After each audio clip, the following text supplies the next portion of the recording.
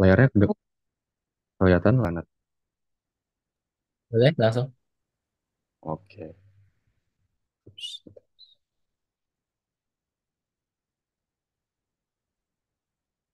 Oke, halo semuanya. Kenalin, buat yang belum kenal, aku Ega, aku dari Fisika 24. Hari ini aku bakal ngisi tutor sebaya. Materinya materi yang paling awal banget ya, yaitu elektrostatika. Dan cakupan materinya kita bakal bahas malam ini tuh ada muatan, muatan listrik ya, muatan listrik. Terus kita bakal bahas juga tentang gaya elektrostatik.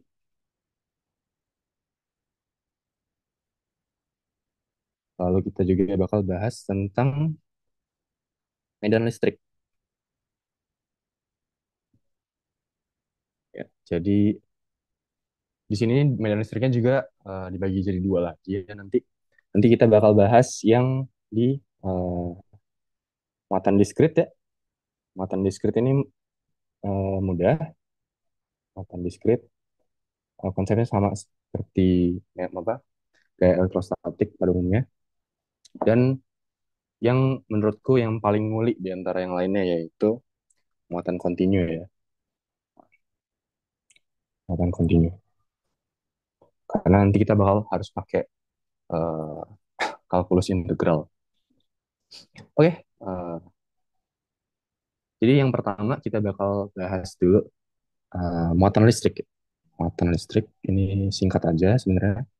Muatan listrik itu singkatnya adalah sifat intrinsik ya, sifat intrinsik dari partikel. Dan muatan listrik ini sama konsepnya seperti massa gitu ya. Jadi setiap partikel itu kan pasti memiliki massa kecuali partikel cahaya ya atau foton itu nggak punya massa. Dan muatan listrik ini ada di seluruh partikel sebenarnya. Nah, cuman yang membedakan itu apa? Yaitu muatan listrik ini dibagi jadi dua sebenarnya, yaitu muatan listrik positif sama muatan listrik negatif gitu ya, yang tandanya negatif. Nah, terus ketika kenapa ada eh, partikel kayak neutron gitu ya, yang muatannya netral gitu ya. Gitu. Netral itu sebenarnya muatan atau bukan gitu kan. Jadi eh, menurut teori menurutku sendiri ya, netral itu bukan muatan, melainkan eh, dia itu bukan muatan ya, bukan muatan, melainkan suatu kondisi ya, kondisi di mana muatan positifnya itu sama dengan muatan negatifnya gitu. Jadi sehingga terjadi kesetimbangan antara muatan positif dan negatif. Jadi terbentuklah fase netral. Jadi netral itu sebenarnya bukan muatan, tapi ketika kita berbicara tentang partikel subatomik seperti proton, neutron, dan elektron, ternyata ada juga gitu partikel yang bermuatan netral yaitu neutron tadi kan. Nah, tapi sebenarnya itu tuh belum selesai gitu. Kita akan nanti bakal bicara lagi di fisika kedepannya yaitu tentang partikel elementer kayak quarks dan lain-lain gitu ya. Itu masih bahasan yang masih panjang. Tapi untuk sementara ini kita bahas di eh, domain di subatomik dulu ya. Nah, oke. Jadi eh, muatan listrik seperti yang aku tadi bilang itu hanya mencakup dua ini aja, yaitu positif, either dia itu positif atau negatif. Nah, karena adanya perbedaan muatan ini, maka akan munculnya interaksi ya, interaksi antar muatan atau eh, sorry, interaksi antar partikel bermuatan ya, partikel bermuatan. Nah, apa yang menyebabkan partikel itu berinteraksi. Nah, kalau di fisika klasik itu kita eh, gunakan aja eh, gaya ya. Jadi gaya itu yang membuat partikel itu berinteraksi. Nah, gaya di sini adalah gaya elektrostatik ya, elektrostatik. Nah, elektrostatik ya. Elektro itu sebenarnya dari bahasanya elektron ya, yaitu bermuatan gitu. Muatan muatan negatif aslinya. Dan di sini ada kata statik ya. Di highlight di sini statik itu artinya diam ya. Statik kan ya, statik gitu, diam. Jadi gaya elektrostatik itu adalah gaya yang eh, ditimbulkan akibat dua partikel bermuatan yang either dia itu bisa nanti kita akan menemukan jenis interaksinya itu kalau dia itu sejenis ya, sejenis itu dia akan tolak menolak ya, tolak menolak. Ini sejenis itu seperti positif dan positif ya, atau negatif dan negatif. Dan yang kedua yaitu ada beda jenis. Kalau beda jenis sudah pasti tarik menarik ya. Beda jenis itu tarik menarik. Nah, gimana bisa? eh, Kenapa kok bisa begini sih? Gitu kan? Kenapa yang sejenis itu tolak menolak, yang beda jenis itu tarik menarik? Ya karena dari situnya begitu gitu. Enggak. Jadi ini bisa dijelaskan pakai teori medan nanti ya. Nanti kita bakal masuk ke subbab medan, nanti bakal dijelasin kenapa bisa yang kalau yang sejenis itu tolak menolak dan yang beda jenis itu tarik menarik gitu. Itu ada hubungannya sama medan. Oke. Nah, ini beda jenis itu adalah positif dan negatif gitu ya. Nah, seperti yang aku bilang tadi, interaksi antar partikel bermuatan itu disebabkan oleh gaya elektrostatik ya, yang dia itu partikelnya diam ya. Jadi hanya dipengaruhi oleh besar muatannya dan jaraknya gitu. Jadi eh, gaya elektrostatik itu dikemukakan oleh suatu ilmuwan ya, yaitu kita masuk ke gaya elektrostatik sini. Gaya elektrostatik itu dikemukakan oleh suatu ilmuwan namanya Charles Coulomb. Charles Coulomb yang sehingga kita kenal persamaan matematiknya untuk suatu nilai gaya elektrostatik itu dikenal dengan nama hukum Coulomb ya, hukum Coulomb gitu ya. Jadi jangan sampai ketukar ya guys. Jadi eh, Coulomb itu apa, nama hukumnya gitu, bukan nama gayanya. Ya sebenarnya bebas sih, tapi sebenarnya yang lebih tepat itu gayanya adalah gaya elektrostatik gitu ya. Jadi menyebutnya di kemudian hari nanti ketika teman-teman semua bertemu sama either mungkin dosen-dosen gitu ya, atau ketika bimbingan gitu dan mengangkat topik yang membahas gaya-gaya elektrostatik ini gitu ya, itu disebutnya uh, seperti ini ya, gaya elektrostatik dan hukum Coulomb. Hukum Coulomb itu yang menjelaskan uh, terjadinya gaya elektrostatik gitu ya. Nah, hukum Coulomb ini gimana sih gitu kan? Hukum Coulomb itu misalkan aku punya misalkan terdapat dua partikel bermuatan ya. Ups, ini katakan aja aku buat eh, itu sama ya. Duh, nah, aku buat beda jenis saja. Jadi eh, seperti yang udah dilihat dari pengamatan ya, itu kalau partikelnya berbeda jenis itu bakal tarik menarik ya interaksinya.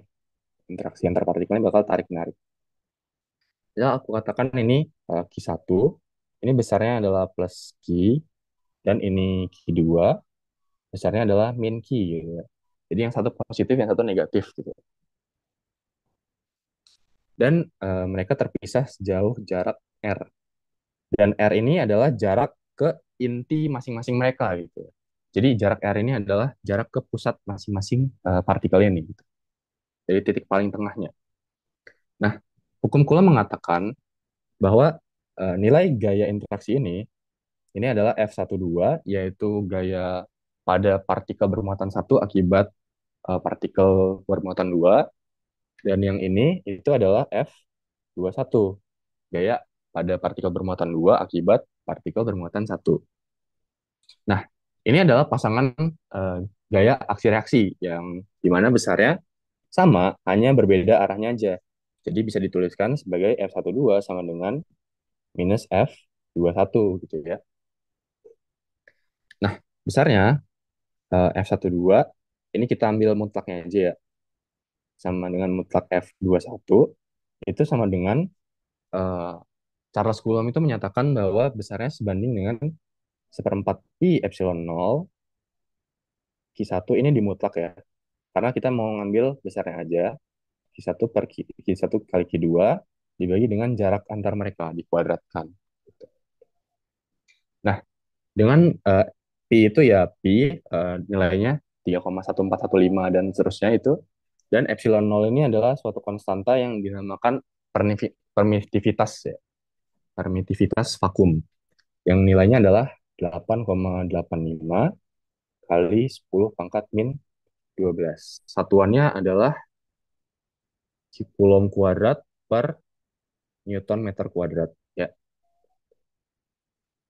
Nah, ini bisa juga kita singkatin aja sebagai suatu nilai K gitu ya. Jadi K ini eh, sebenarnya nilai hasil perhitungan dan eh, pembulatan ya, yaitu bisa disederhanakan menjadi 9 kali 10 pangkat 9. Satuannya Newton meter kuadrat per Coulomb kuadrat gitu ya.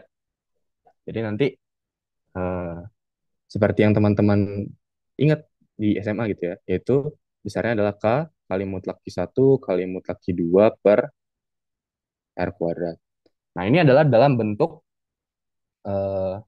dalam bentuk skalarnya gitu. Jadi dihitung cuman besarnya doang gitu. Nah,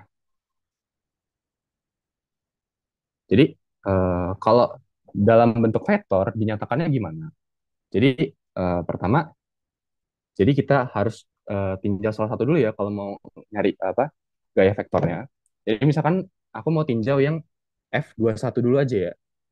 F21 berarti eh, F21 vektor itu sama dengan berarti minus F12 vektor ya. Nah, ini nilainya adalah K dikali Q1 dikali Q2 per. Nah, di sini ada suatu apa ya? Suatu perbedaan ya. Aku tuh biasanya kalau melihat di buku-buku textbook yang dari luar itu kayak seperti Survey atau Holger Resnick atau Tipler gitu ya. Itu tuh mereka menggunakan jaraknya itu. Jadi kita kan mau ngambil vektor jarak ya. Nih. Jadi kita mau menghitung F21 otomatis kita harus menghitung jaraknya itu dari sini ya. Nah, ini tuh kalau kalau kita umumnya itu pakai yang di Indonesia itu umumnya pakai R12 tuh. Sorry sorry. R21. Vektor R21. Kenapa? Karena biar konsisten gitu ya. Karena kita pakai gayanya juga F21 gitu. Jadi gayanya itu dituliskan sebagai gaya pada benda kedua akibat benda pertama. Dan jaraknya, vektor jaraknya juga dituliskan sebagai jarak benda kedua dari benda pertama gitu. Jadi yang pertama apa yang tujuannya itu selalu yang pertama kali dituliskan gitu, yang sebelah kiri. Baru dituliskan satu itu asalnya gitu. Dan mungkin ini memang agak berbeda sama di apa di matematika atau di vektor di matematika atau di textbook luar negeri gitu, yang biasanya menyebutnya ini adalah R12 karena dianggapnya R dari titik satu ke titik dua gitu. Dan tapi kita pakai kesepakatan yang berbeda di sini, kita pakai vektornya R21 gitu. Itu artinya adalah vektor R2 diukur dari titik satu gitu ya. vektor titik 2 diukur dari titik satu. Jadi biar konsisten ya, R21. Nah, ini kuadrat dan dikali dengan R21 topi. Nah, R21 topi ini adalah vektor satuan yang arahnya besarnya satu dan arahnya searah dengan vektor vektor ini, vektor vektor perpindahannya ya, vektor jaraknya. Nah, tapi kita tahu juga kalau di vektor operasi vektor, vektor satuan itu kan bisa dinyatakan sebagai panjang vektor R21, vektornya dibagi dengan besarnya kan, yaitu mutlak R21 sebenarnya. Tapi kalau di sini aku tulisnya R21 aja, polosan gitu ya. Nggak apa-apa. Nah, berarti ini bisa aku ubah jadi bentuknya, kalau dalam bentuk vektor itu bisa aku ubah jadi K dikali Q1 kali Q2 per R21 pangkat 3 R vektor. Vektornya vektor 21. Ya. Di mana vektor R21 itu adalah R2 min R1 ya. Gitu. Oke. Jadi ini diingat, ini adalah notasi dalam bentuk vektor ya. Dan ini adalah notasi dalam bentuk skalar ya. Oke. Ini dalam bentuk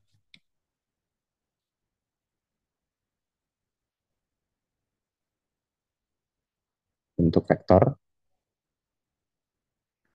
Oke. Dan ini bentuk skalar. Atau dihitung besarnya aja gitu ya. Karena gaya kan bukan skalar, besarnya besarnya saja. Oke. Oke, coba kita latihan deh ya. Aku udah ini ya, ngumpulin soal beberapa soal. Nih, aku mau coba soal yang ini. Ini aku dapat dari arsip arsip apa? Arsip TPB juga. Nah, kita bisa lihat di situ tiga buah muatan berada di A, B, dan C seperti pada gambar. Ki A itu 2,5 kali 10 pangkat min 4 kulom, Ki B-nya sama, dan Ki C-nya dua kali lipatnya ya, 5 kali 10 pangkat min 4 kulom. Tentukan yang A itu besar dan arah, atau dalam pernyataan vektor aja cukup. Gaya kulom yang dialami oleh muatan C. Jadi yang kita fokuskan nanti di muatan C dulu ya. Kita fokusin di muatan C. Terus yang B, besar dan arah, atau dalam pernyataan vektor, medan listrik dan di C dan di O. Titik O itu adalah titik origin di sini ya. 0,0 O itu. O 0,0. Oke, kita coba kerjain ya. Oke, jadi kita buat dulu misalkan gini aja deh. Begini aja.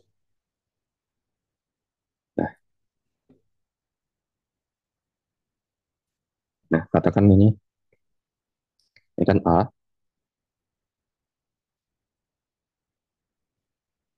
ini B, terus ini C. Nah, di situ A itu terletak di -6 ya, koordinat -6, -6,0 gitu ya. Terus B itu terletak di koordinat 6,0 dan C itu terletak di koordinat 0,8.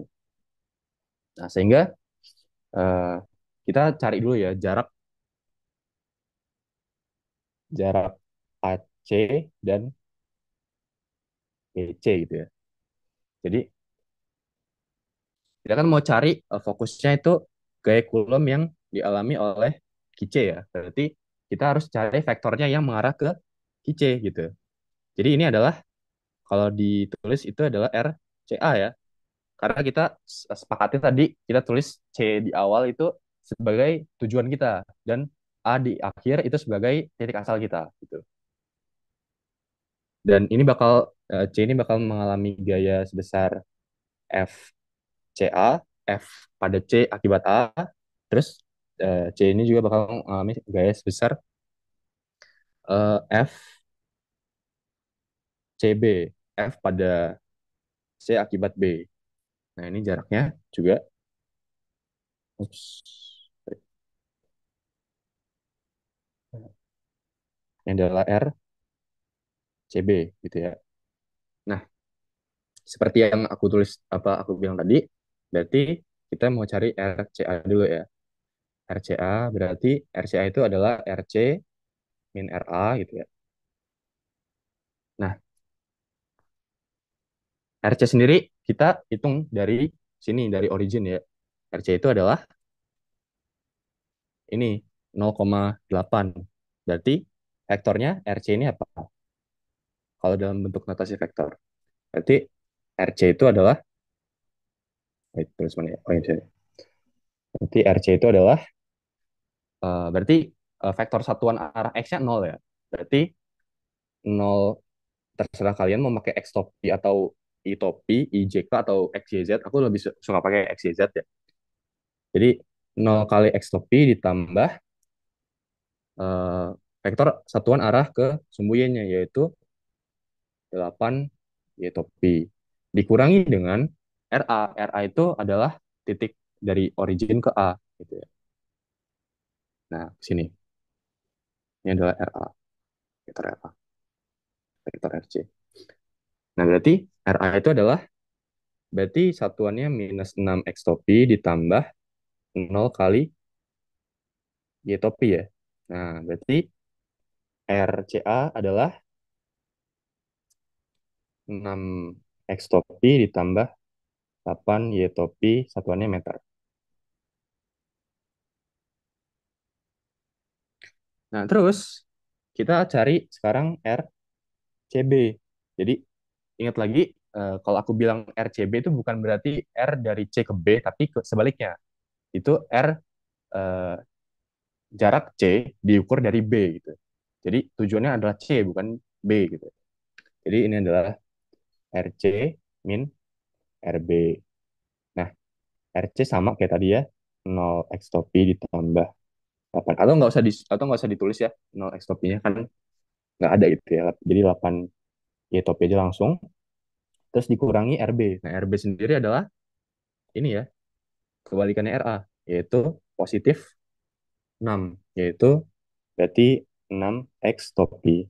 Berarti RCB adalah min 6 X topi plus 8 Y topi meter. Nah, sehingga kita mau cari F total resultannya pada C itu adalah berarti tadi ya kita harus apa, kita resultanin aja semuanya vektornya.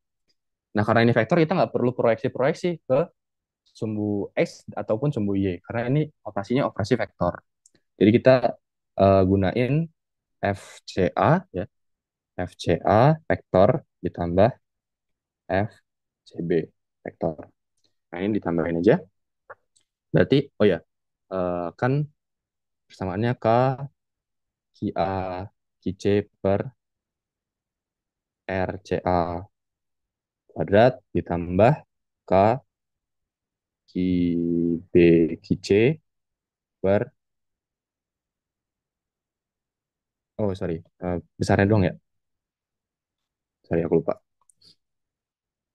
Tadi kan ingat yang ini ya, aku langsung pakai notasi yang vektor ya, dipakai vektor karena aku malas nyari vektor satuan lagi. Jadi besarnya R CA pangkat 3 dikali vektor RCA ditambah K QB QC dibagi, sorry, QB QC dibagi R CB pangkat 3 R CB vektor gitu ya. Nah, sehingga ini kita bisa faktorin keluar ya. Ya, berarti K QC dalam kurung berarti QA di, oh ya, kita mau cari ini dulu ya. Oh ya, aku mau nyari besar dari RCA. Nah, besar dari RCA itu bisa dicari dengan cara itu ya. Jadi komponen diagonalnya sama komponen horizontalnya, komponen vertikal sama horizontalnya itu dikuadratin terus dijumlah. Kayak nyari Pitagoras ya sebenarnya. Jadi sebenarnya ini gampang Karena ini 6, ini 8, ya. Ini 6, ini 8, berarti diagonal pasti 10 ya. Begitupun sama dengan besar dari R CB gitu. Nah, sehingga ini juga bisa, sebenarnya ini sama nih nilainya ini. Jadi bisa difaktorin aja. Jadi karena RCA sama dengan RCB, besarnya ya, itu faktorin aja keluar. RCA pangkat 3, terus QA dikali R, vektor RCA, ditambah QB dikali vektor RCB gitu ya. Nah, sehingga kita masukin aja nilainya ini, 9 kali 10 pangkat 9, terus dikali dengan QC-nya adalah tadi berapa? QC-nya adalah 5 ya. 5 kali 10 pangkat 4, terus dibagi R, CA. Besarnya aja yaitu 10 ya. 10 dipangkatin 3, terus dikali dengan QA. QA itu 2,5 kali 10 pangkat min kali 10. Oh ya, karena QA sama dengan QB juga ya, positif sama-sama positif, bisa difaktorin juga sebenarnya ya. Jadi tinggal dikali nanti di ujung aja. Nah, RCA sendiri adalah 8X topi, 6X topi ditambah 8Y topi, terus ditambah 6X topi, oh sorry, min 6X topi ditambah 8Y topi. Nah, ini dikali sama QA sama QB, karena nilai sama 2,5 kali 10 pangkat min 4. Nah, ini bisa dihitung pakai kalkulator ya, ini eh, hilang ya ini ya. Min 6 sama min 6X topi berarti sisa nanti jadinya ini jadi 8, 16 ya. 16 Y topi. Nah, itu pakai kalkulator coba. 9 kali 10 pangkat 9 dikali 5 kali 10 pangkat 4 kali 16 dikali 2,5 kali 10 pangkat 4 dibagi 10 pangkat 3. Oke, hasilnya dapat yaitu 18. Tapi jangan lupa di sini masih ada Y topi. Jadi 18 Y topi Newton. Berarti ini adalah besar vektornya ya. F vektor dari F vektor C. Resultan vektor C.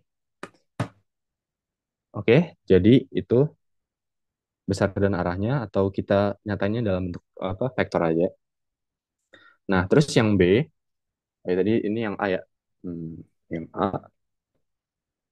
Terus yang sub soal B sekarang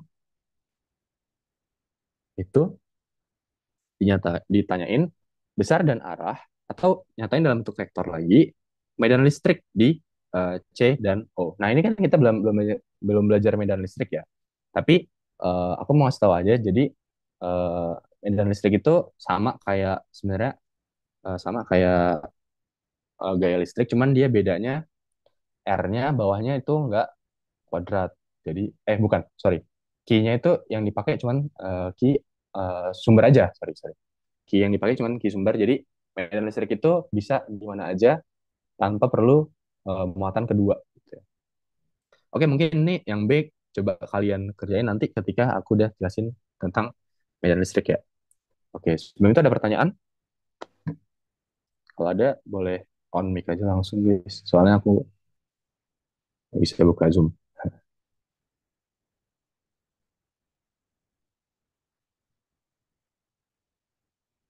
Kalau nggak ada, aku lanjut ya.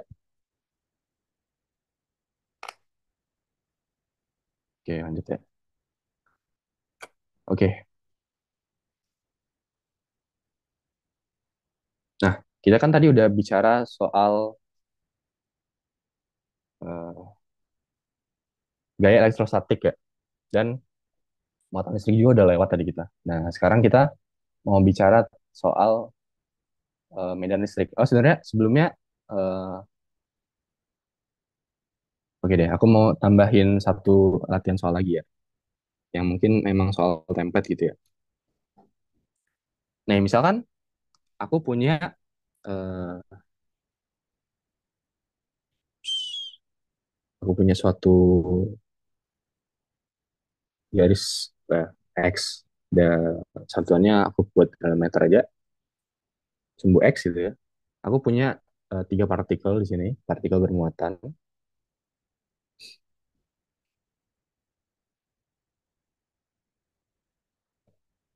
dan di sini. Ini besarnya adalah positif 8 mikrokulom, terus ini besarnya adalah positif, oh wait, kayaknya yang bagus aja deh angkanya. 8 sama berapa ya? Oh jangan, ya udah deh nggak apa-apa. Hmm, ini 8 mikrokulom, yang ini adalah positif 2 mikrokulom, dan yang di tengah sini adalah negatif 4, sorry, 4 mikrokulom. Nah, pertanyaannya adalah tentukan, oh ya ini aku lupa, sorry.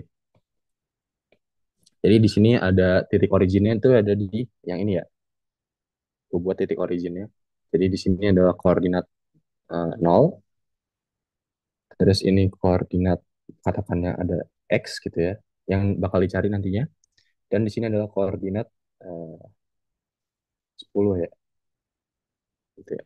Nah, cari nilai X di antara 0 sampai 10 itu berapa yang menyebabkan, tentukan ya, tentukan nilai X agar sultan gaya pada muatan negatif 4 mikrokulom itu sama dengan 0 ya, bernilai 0, sorry, bernilai 0. Oke, coba buat teman-teman bisa dicoba bareng ya kita ya. Jadi ini spek apa, setupnya. Ini ada, ini aku taruh sini aja lah. Ini ada di X sama dengan 10. Ini X sama dengan 10 gitu ya. Ini X sama dengan berapa? Taruh di tengah-tengah antara 10 sama 8, apa? 8 mikrocoulomb sama 2 mikrocoulomb. Nah, ini bisa dikerjain dengan cara kita lihat dulu ya gaya yang bekerja pada muatan negatif 4 mikrocoulomb ini. Karena seperti yang tadi dibilang, eh, karena muatan apa, jenisnya kita kita anggap, pertama-tama kita asumsikan dulu bahwa partikel partikel yang ujung-ujung ini nggak saling apa namanya, ber, berinteraksi ya. Jadi yang berinteraksi hanya ini dengan ini, atau ini dengan ini gitu ya. Jadi kedua partikel ujung ini tidak berinteraksi sama sekali gitu ya. Jadi tidak tidak berinteraksi. Oke. Nah, sekarang aku mau berarti kan aku mau buat dia itu bakal ada gaya, sorry, ada, nah ini aja. Nggak kelihatan. Nah, ini aja deh. Karena dia tarik positif dengan negatif, maka dia akan tarik menarik ya.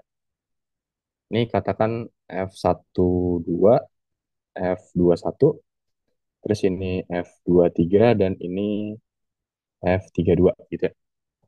Nah, sehingga resultan pada muatan yang minus 4 kulom itu sama dengan 0. Berarti eh, terserah mau ngambil positif ke kanan atau ke kiri, tapi ambil ke kanan aja ya, lebih enak. Jadi sigma F2 arah X itu sama dengan 0. Berarti F23 min F21 sama dengan 0. Ya, berarti F23 sama dengan F21. Nah, nilainya berapa? apa? Berarti K, Q2, Q3 per R23 di kuadrat itu sama dengan K, Q1, Q2 per R12 di kuadrat. Kita di sini ambil besarnya aja ya. Jadi kita nggak buat pakai notasi vektor. Jadi ini K dengan K bisa dicoret, terus Q2 dengan Q2 bisa dicoret gitu. Jadi sekarang eh, jadinya Q3 per R23 kuadrat sama dengan Q1 per R12 kuadrat gitu ya. Nah, R12 itu kan jarak antara 1 dan 2 ya. Berarti yang ini ya. Dan ini yang lainnya adalah X. Sedangkan R23 itu jarak antara 2 dan 3 itu yang ini. Nah, kalau kita tahu tadi itu yang ini itu adalah X dan ini adalah sorry, ini adalah X dan totalnya dari sini ke sini totalnya dari sini ke sini itu adalah 10, maka yang ini apa?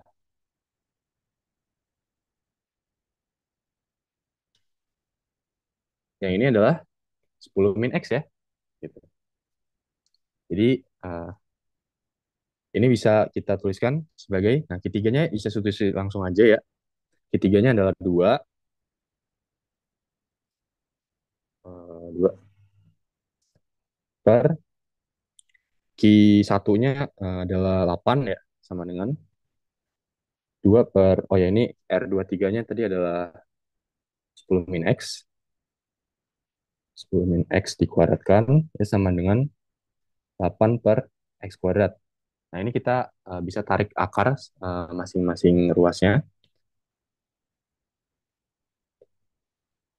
Nah jadi eh, akar 2 per 10 min X sama dengan 2 akar 2 per X. Sehingga ini jadi X sama dengan 20 min 2X, sehingga 3X sama dengan 20 dan X sama dengan 20 per 3 meter. Oke, jadi kita dapatkan di sini X-nya adalah 20 per 3 meter untuk mendapatkan resultan eh, gaya pada muatan min 4 mikrokulom itu bernilai 0. Oke, jadi itu salah satu eh, soal lagi. Oke, aku tambahin satu lagi ya mungkin ya. Yang dia ini termasuk soal apa sering muncul mungkin ya. Soal seperti ini nih.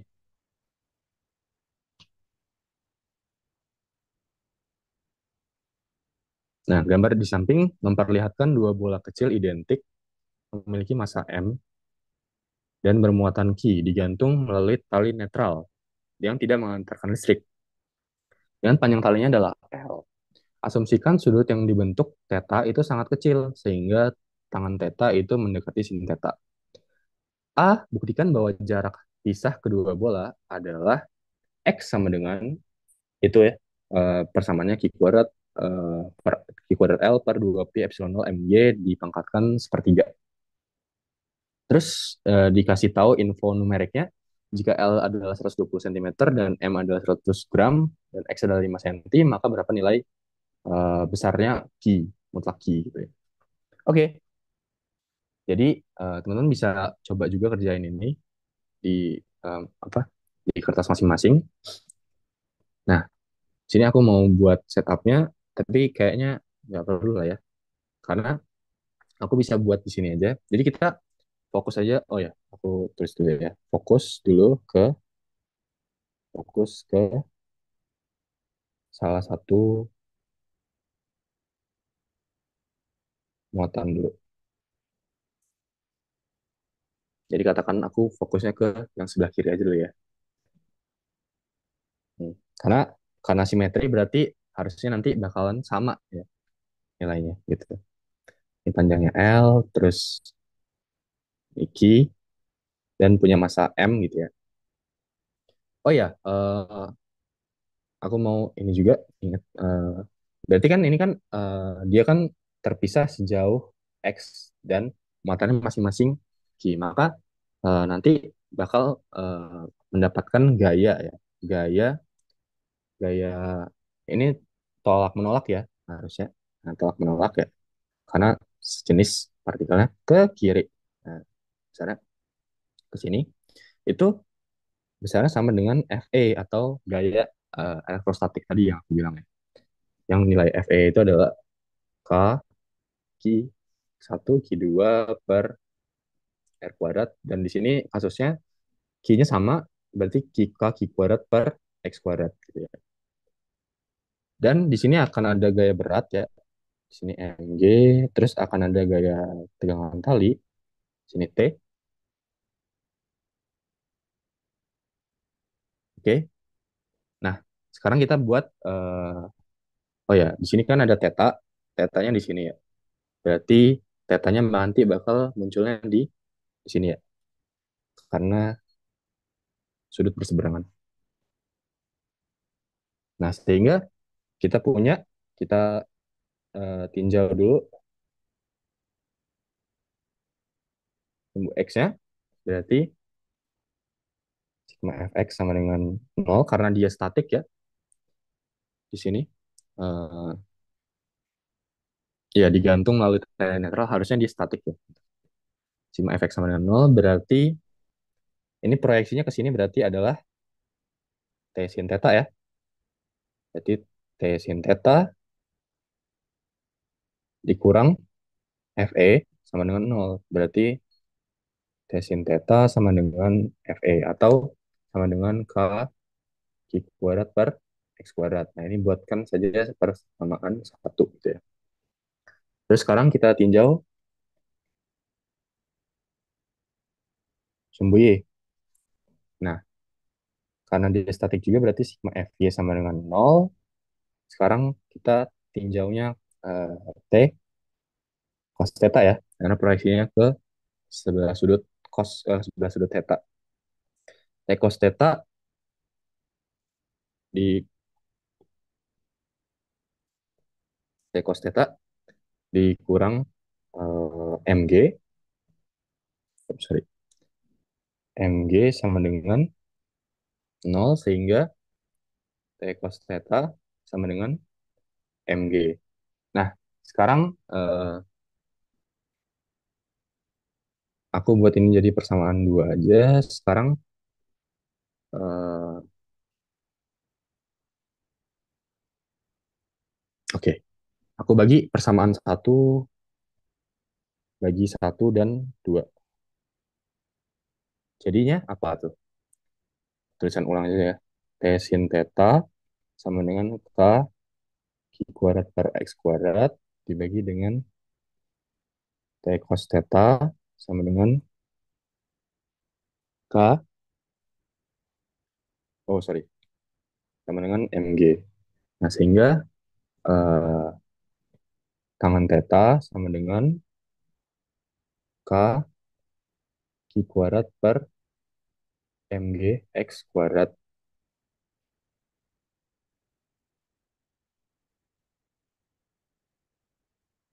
Wait, kok? Oh iya, ya. Oke. Nah, karena tan theta itu mendekati sin theta, maka ini bisa kita tuliskan langsung aja ya. Jadi, sin theta sama dengan K Q kuadrat per Mg X kuadrat. Nah, bisa kita lihat sin theta itu apa? Sin itu kan ini ya, berarti kan ini segitiga siku-sikunya. Nah, berarti kalau yang ini X, berarti ini setengahnya apa? Berarti ini X per 2 ya. Nah, berarti sin theta itu kan depan dibagi miring ya. Sisi depan dibagi sisi miring. Nah, sisi depannya adalah X. Sisi miringnya adalah L. Berarti X per 2L. Nah, itu adalah variabel yang diketahui semua kan. Kecuali kalau ada apa? Kita pakainya tan theta tadi ya. Tan theta kan kita nggak tahu sisi. Sebenarnya bisa juga sih gitu. Karena kita bisa lakukan nanti akar dari L kuadrat min X per 2 kuadrat atau L kuadrat per X kuadrat per 4 gitu kan ya bisa. Oke, tapi nggak apa-apa. Langsung aja kita tulis ini sin theta berarti eh, X per 2L sama dengan K. Oh iya, sorry. Berarti K-nya kita buka jadi seperempat pi epsilon nol ya, karena di bentuk itu dibutuhkan seperempat epsilon nol ya. Jadi seperempat pi epsilon nol Q kuadrat per mg X kuadrat. Sehingga nanti jadinya X pangkat 3 sama dengan, ini bisa dicoret, ini jadi 2. Berarti Q kuadrat L per 2 epsilon nol mg. Nah, sehingga nanti jadinya X adalah Q kuadrat L per 2 epsilon nol mg pangkat sepertiga. Coba kita cek, benar nggak? Sama nggak? Q kuadrat L per 2 pi epsilon nol mg. Q kuadrat L per 2 pi epsilon nol mg. Pangkatnya sepertiga. Sama ya? Oke. Dan yang B sekarang kita coba kerjain ya. Ini yang A. Yang B itu adalah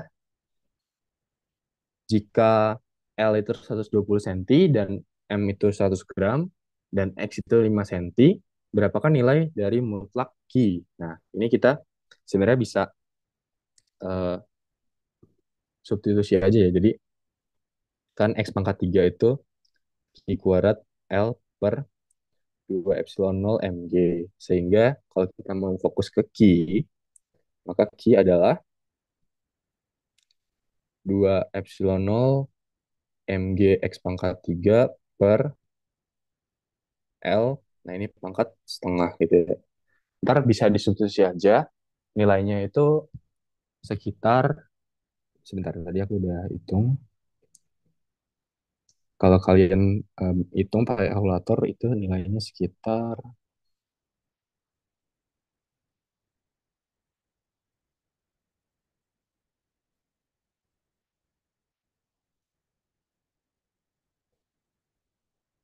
oh ya ini diambil mutlak Q-nya aja ya. Itu jadi yang positif aja sekitar 2,4 kali 10 pangkat minus 8 kulum. Oke, dihitungnya pakai kalkulator. Oke, sampai sini ada pertanyaan nggak? Coba langsung on mic aja kalau ada.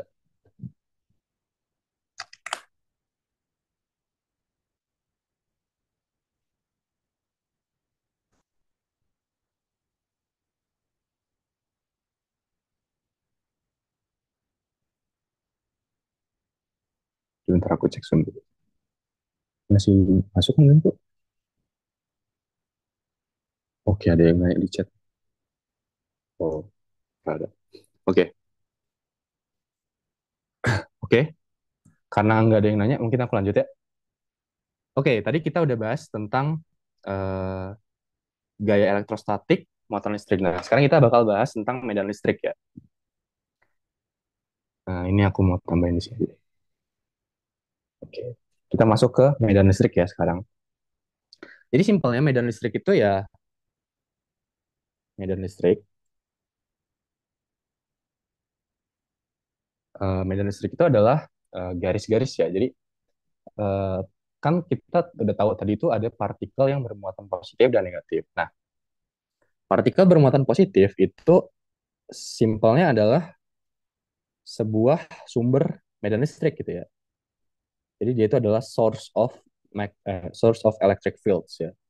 Jadi dia itu akan menghasilkan medan listrik dan arahnya itu radial keluar gitu ya dari dari dari dirinya gitu ya. Nah, ini adalah muatan positif. Kalau muatan positif dia bakal sebagai source ya. Nah, sedangkan muatan negatif itu dia bertindak sebagai sink ya, atau dia itu menyerap medan listrik ya. Sifatnya menyerap medan listrik. Jadi ini adalah muatan negatif, itu bertindak sebagai sink. Arahnya juga radial, tapi dia arahnya ke dalam, masuk radial ke dalam. Atau kalau dalam koordinat polarnya nanti ini bakal minus ya, minus r topi gitu. dan ini bakal eh, positif ertopi gitu. Nah, eh, medan listrik ini buat apa sih gitu? Jadi simpelnya gini. Jadi simpelnya medan listrik itu adalah mengukur. Coba sekarang kalian bayangin, sekarang kalian ada di suatu lautan gitu ya. Kalian membayangkan suatu lautan gitu. Ini analogi aku sendiri sih sebenarnya. Jadi kalau misalkan kurang masuk, maaf. Kalian bayangin ada suatu samudra, lautan luas gitu, yang dimana lautan ini bakal penuh dengan ombak kan ya. Nah, kira-kira kalian tahu nggak seberapa kuat ombak di lautan itu sebelum kalian sebelum kalian melihat efeknya pada suatu perahu yang lewat atau mungkin ada suatu kapal yang lewat di situ. Ya kan kita belum bisa tahu kan ya. Kecuali kalau misalkan memang ombaknya sangat-sangat datar gitu ya. Jadi sehingga tidak ada gangguan sama sekali gitu. Jadi kalau ombaknya datar banget ya perahunya diem aja gitu kan, nggak bakal terombang-ambing. Tapi kalau ombaknya itu lumayan ada ombaknya gitu ya, entah itu kuat atau lemah, itu bakalan perahunya mulai terombang-ambing kan ya. Nah, tingkatan kekuatan eh, ombak itulah yang disebut analoginya dalam medan listrik ini. Gitu. Jadi ketika eh, ada suatu, jadi sini aku mau nyoba gambarin suatu garis medan listrik ya gitu ya. Nah, garisnya itu sebenarnya harusnya lurus ya, cuman nggak apa-apa. Kalau lurus juga. Nah, ini adalah garis medan listrik ya, yaitu disebutnya E gitu, E vektor gitu. Garis-garis medan listrik. Nah, kemudian garis-garis medan listrik ini itu bakal mengenai suatu partikel bermuatan ya. Let's say dia muatannya Q gitu ya. Q ini kita belum tahu dia itu positif atau negatif. Well, anggaplah positif gitu ya. Nah, ketika medan listrik itu apa mengenai mengenai kan medan listrik kan merambat ya. Jadi dia ketika dari sini set gitu ya. Nah, ketika mengenai si partikel ini, maka partikel ini akan bergerak gitu, mulai bergerak gitu.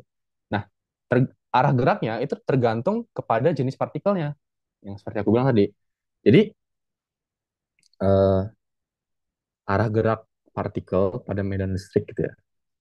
Jadi arah, oke, maksudnya gini loh ya. Eh, jika Q itu lebih besar dari nol, maka Q akan bergerak searah dengan E gitu ya. Akan bergerak searah dengan medan listriknya ya, E gitu. Nah, tapi jika Q-nya itu kurang dari nol atau Q-nya negatif, maka partikelnya akan bergerak melawan eh, apa? Melawan ya, melawan arah medannya gitu. Melawan arah E. Jadi ketika ini kamu apa yang dikenain adalah partikel bermuatan negatif, maka dia alih-alih dia bakal ke sana, tapi dia bakal ke sana gitu. Nah, ini fenomena inilah yang bisa menjelaskan kenapa kalau sejenis itu tolak menolak dan berlawanan jenis itu tarik menarik. Oke, jadi aku mau kasih penjelasan dulu ya, penjelasan, penjelasan. Nah, eh, ini misalkan aku punya suatu muatan positif di sini dan suatu muatan negatif di sini, gitu.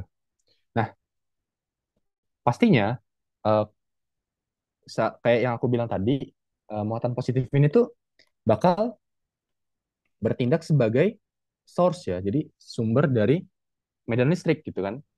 Jadi dia ini bakal memberikan medan listrik ke arahnya keluar radial. Tapi yang aku mau tinjau adalah arah yang ke sana aja dulu ya, gitu. Yang ke searah muatan negatif ya. Nah, ketika apa? Ketika eh, medan listrik ini merambat ya, medan listrik ini mengenai muatan negatif, nah, ketika mengenai muatan negatif, maka muatan negatifnya akan seperti yang tadi aku bilang ya, jika Q-nya kurang dari nol, itu Q-nya akan bergerak melawan arah E. Jadi ketika Q-nya itu negatif, maka dia akan melawan arah medan listriknya. Jadi dia bakal ke sini gitu. Nah, di saat yang bersamaan gitu ya, muatan negatif ini itu bertindak sebagai penyerap medan listrik dan eh, kita nggak tahu ya harusnya ya dia itu menarik medan listrik juga dari arah sini ya. Jadi dari arah sebelum eh, posisi di belakang medan apa posisi di belakang muatan positif ini.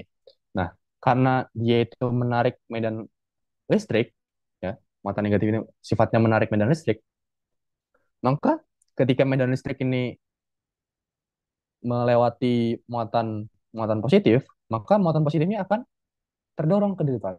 Nah, peristiwa yang bersamaan ini terjadi itu menyebabkan kedua muatan ini saling tarik menarik gitu. Jadi seolah-olah mereka tarik menarik padahal itu semua akibat medan listriknya gitu. Dan kalian juga bisa lakukan penjelasan ini yang sama dengan muatan positif dan positif sama muatan negatif dan negatif. Itu pasti kalian bakal nemuin hasil yang sama juga gitu. Cobain aja ya. Ilustrasiin sendiri, berimajinasi sama otak dan eh, pensil atau pulpen kalian. Oke, jadi sebenarnya itu doang. Dan medan listrik ini punya hubungannya sama ini ya. Medan listrik itu punya hubungan sama gaya elektrostatik. Nah, hubungan medan listrik dengan gaya elektrostatik itu adalah F ya. F itu adalah Q dikali E gitu ya. Nah, sehingga bisa disimpulkan gitu ya, kalau misalkan muatannya positif gitu ya, karena ini vektor ya, kalau muatannya positif, medannya ke sana, maka gayanya juga bakal ke sana. Tapi kalau misalkan muatannya negatif, medannya ke sana, maka apa, gayanya bakal ke sana, melawan ke arah negatifnya medan gitu. Oke, jadi ini adalah hubungan persamaan eh, medan dan gaya elektrostatik F sama dengan QE. Nah, itu adalah untuk, oh ya, untuk, berarti kan kalau kalau ini adalah key yang dijadikan acuan gitu ya. Jadi eh, maka dari sini E itu adalah F per Q. Sehingga jadinya adalah K Q. Nah, Q ini adalah key source ya. Key source dikali Q. Q ini adalah key yang kita amati dibagi dengan R kuadrat per. Nah, ini Q juga yang kita amati. Nah, ini kan hilang ya satu ya. Nah, berarti medan listrik itu hanya dipengaruhi oleh muatan sumbernya gitu ya. Q source per R kuadrat. Jadi medan listrik untuk benda diskret itu adalah untuk muatan diskret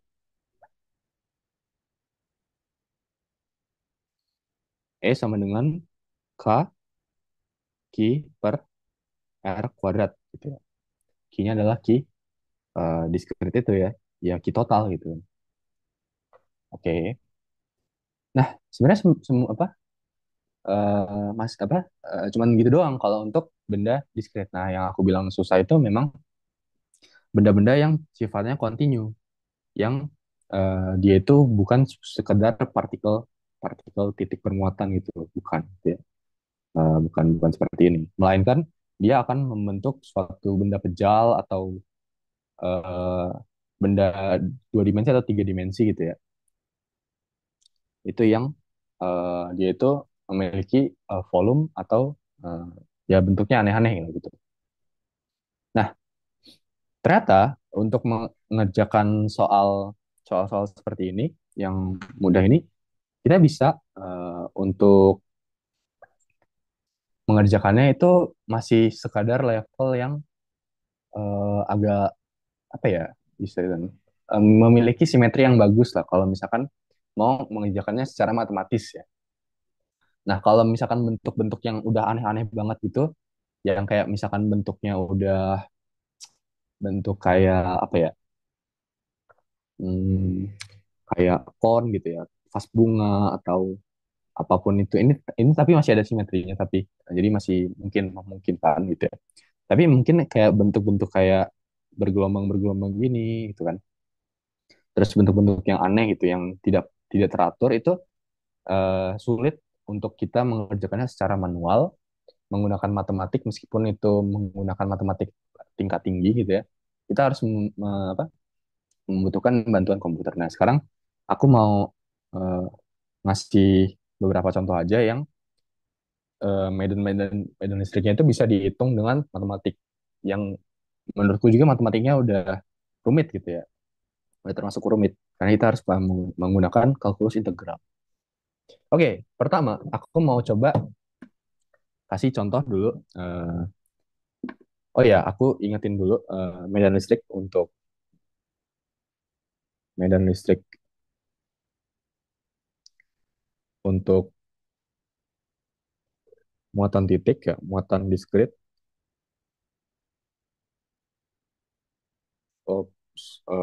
Akibat ya, akibat medan listrik akibat muatan diskrit. Muatan diskrit, katakan ki besar gitu ya, ki akumulatif.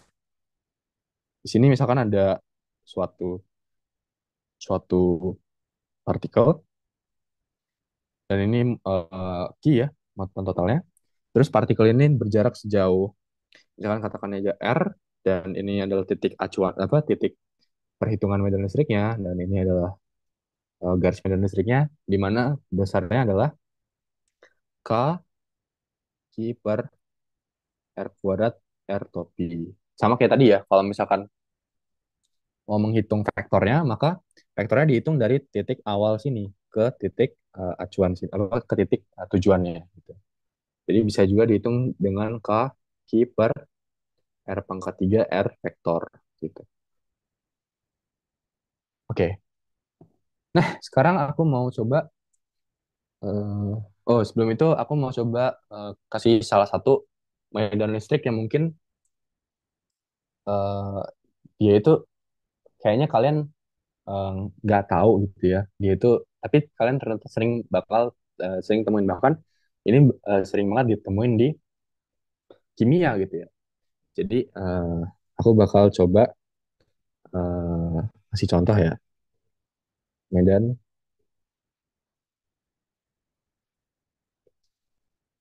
listrik dipol namanya, dipol ya. Jadi kalian pasti udah sering dengar lah ya istilah dipol itu. Jadi maksudnya dipol itu adalah eh, aku buat dulu ya eh, setupnya. Misalkan di sini aku punya suatu koordinat ya, koordinatnya satu satu sumbu aja, koordinat x ya. Di sini titik nolnya. Terus di sini aku punya titik x gitu, titik yang akan aku jadikan sebagai tujuanku gitu ya. Nah di sini dipol itu berasal dari ya kata di dan pol ya, dipole gitu ya.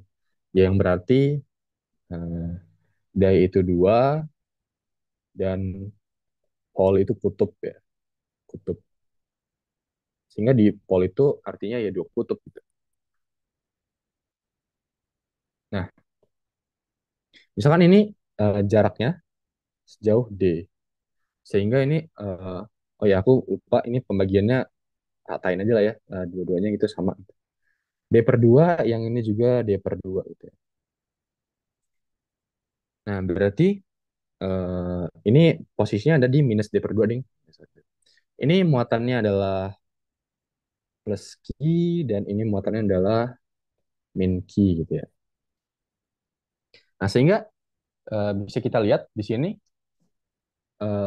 titik X ini akan muncul medan ya, yaitu bakal muncul medan katakan ini E1 gitu ya. E1 itu ke arah ke sana yang akibat muatan positif dan E2 itu di sini ya, arahnya menuju menuju ke muatan negatif ya, yaitu sebagai sink muatan negatifnya E2 karena vektornya gini. Nah, kalau di sini berarti kita mau cari nilai E1. E1 itu apa? E1 itu adalah K, Q, per, nah jaraknya. Jaraknya adalah X min D per 2 dikuadrat kan ya. Nah, terus kemudian E2. E2 itu apa? Well, sama sebenarnya, hampir sedikit sama, cuman bedanya K, Q, per, nah ini jaraknya adalah X plus D per 2 kuadrat, karena jaraknya lebih jauh kan. Di sini D per 2 ditambah X gitu kan. Nah, sehingga resultannya E total ini terserah ya, bisa E1 dikurang E2, katakanlah mungkin ya gitu ya. Tapi aku mau S1 kurang E2 aja, biar mungkin hasilnya positif ya nanti ya. Soalnya kan semakin jarak itu semakin kecil, maka nilai medannya semakin besar gitu. Sehingga ini aku bisa asumsikan ini hasilnya nilainya positif kan ya. Nah, E total adalah E1 minus E2. Ini aku hitungnya secara skalar ya, bukan secara vektor. Jadi K, Q, per X pin D per 2 di kuadrat dikurang K, Q, per X plus D per 2 di kuadrat. Nah, ini kita udah punya persamaannya E total. Nah, ada salah satu eh, yang bisa kalian tahu dari sifat dipol itu adalah eh, jarak antara antara ini antara dua muatan itu, antara dua kutub itu sangat kecil, jauh lebih kecil daripada X gitu ya. Jadi eh, D itu jauh lebih kecil dari X. Nah, sehingga ada suatu namanya suatu apa? Ekspansi binomial ya. Jadi ada eh, yang dimana kalau kita punya satu plus X pangkat N itu akan mendekati nilainya satu plus NX gitu ya. Kalau kalau jika ini jika berlaku X itu jauh lebih kecil daripada satu. Nah, sehingga ini juga bisa diubah nih. Jadi ini bisa diubah. Berarti E dipol, jadi sekarang ya, E dipol, karena dipol itu jarak antar dua kutubnya itu sangat-sangat kecil gitu dibandingkan jarak eh, suatu ya objek lain di luar eh, apa dipol tersebut. Nah, E dipol berarti sekarang K, Q. Nah, sekarang aku membuat jadi pangkatnya naik ke atas dulu ya. X min D per 2 pangkat min 2 dikurang K, Q dalam kurung X plus D per 2 pangkat min 2. Nah, seperti yang aku bilang tadi, eh, jika satu plus X pangkat N itu, oh ya, aku mau eh, apa, ini dulu deh, kaki per X, keluarin dulu X-nya, dalam kurung satu min D per 2 X pangkat min 2 dikurang kaki per 2, kaki per X, dalam kurung satu plus D per 2 X pangkat min 2. Nah, sekarang baru bisa kita lakukan ekspansi binomialnya, yaitu kaki per X dalam kurung satu plus D per X ya. Satu plus D per X, karena min 2 min D per 2X dikali min 2 itu kan jadi D per X aja kan ya. Nah, terus ini dikurangi K per X dalam kurung satu min D per X.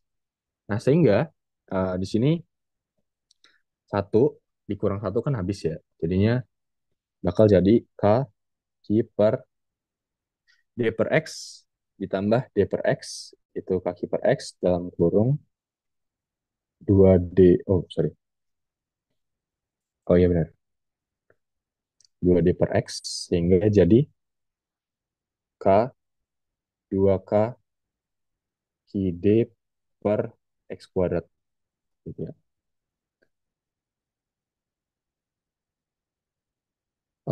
Wait. Oh enggak. Oh iya sorry sorry guys. Di sini tuh yang difaktorin keluar harusnya X kuadrat ya. Iya iya X kuadrat ya. Nah sehingga jadinya nanti X pangkat 3. Nah kalau gini baru persamaannya benar ya. Nah ini adalah eh, momen apa medan magnet untuk dipol. Dipol. Dan aku lihat di soal-soal tahun-tahun sebelumnya ya, itu ada keluar dipol. Jadi siapa tahu bakal keluar juga tahun ini dipol gitu ya.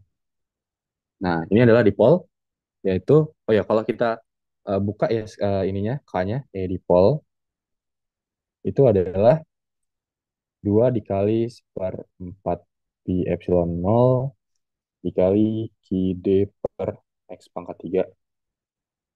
Nah, ini bakal jadi seperdua pi epsilon nol Q D per X pangkat 3. Nah, Q D ini, Q D, oh, sorry. Q D ini adalah yang disebut sebagai P eh, dalam apa medan dipol, yaitu ini adalah namanya momen dipol, gitu ya. Momen dipol, gitu ya. Jadi diingat-ingat ya guys.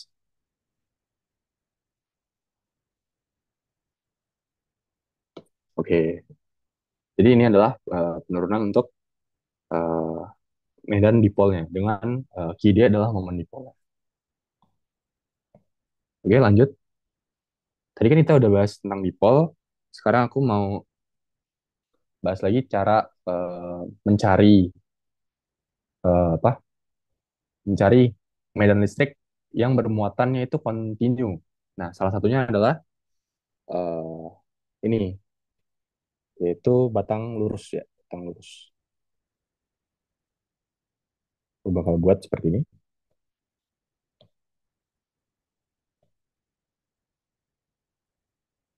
Ini panjangnya aku buat L gitu ya.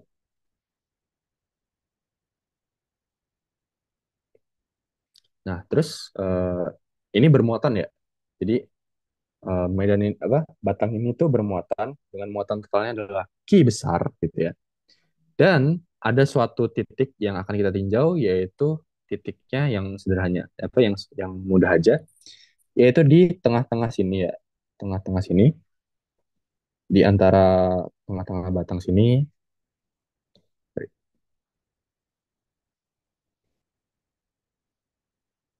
Nah, di sini ini adalah jaraknya sebesar D dari batang